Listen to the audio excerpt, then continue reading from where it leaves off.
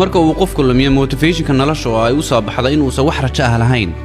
waxay noqonaysaa inuu wax walba iska walaaqdo oo uusan waji yeelan taasna waxay dadka guriga la'aanta dhaxalsiisaa inay dariiqyada fariistaan oo tuugsadaan waana marka ugu dambaysa uu lumiyo sharaftii uu bulshada ku dhex lahaa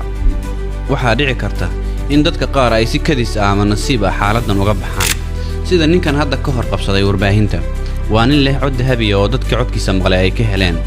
maalin ayaa warbaahinta CNN loo sheegay in nin cod noocaas ah leh oo guri la'aan uu dariiqyada ka tuugsado waa ay soo raadiyeen kadib waxay weydiiyeen inuu idaacaddooda u sameeyo cod xayeysiis oo kale ah tijaabo ahaan markii uu sameeyeyna aad ayay uga heleen goortii ay muuqaalkii baahiyeenna bulshadii intii maqashayba waa ay u riyaaqeen aakhirkii ninkii waxaa shaqaalaysiiyey shirkado waaweyn oo waxa uu sameeyaa codadka xayeysiimaha ah iyo voice offerka barnaamijyada qaar wuxuuna ku soo laabtay nolosha dadka caadiga ah ilaa uu u dallacay inuu la shaqeeyo Hollywoodka wuxuuna qaatay magaca ninkii codka dahabiga ah lahaa iyo halkudhagga ah From Homeless to Hollywood. You're listening to nothing but the best of oldies. You're listening to Magic 98.9. Hi, Ted Williams here, and you're watching Inside Edition with Deborah Norville. qofka reer galbeedka ah musiibooyinka noloshiisa ku dhacay ee saamaynta ku yeesha uuna ku daro waxyaalaha jabkiisa ah uu ka sheekeeyo waxa ka mid ah inuu shaqadiisii waayay yacni shaqo waayistu waa musiibo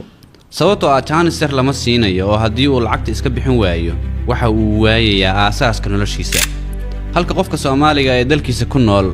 ay u badan tahay in uusan haysanba walwalka noocaasa waayo Soomaalidu waa dad badan dhaqan wanaagsan oo iswaji garanaya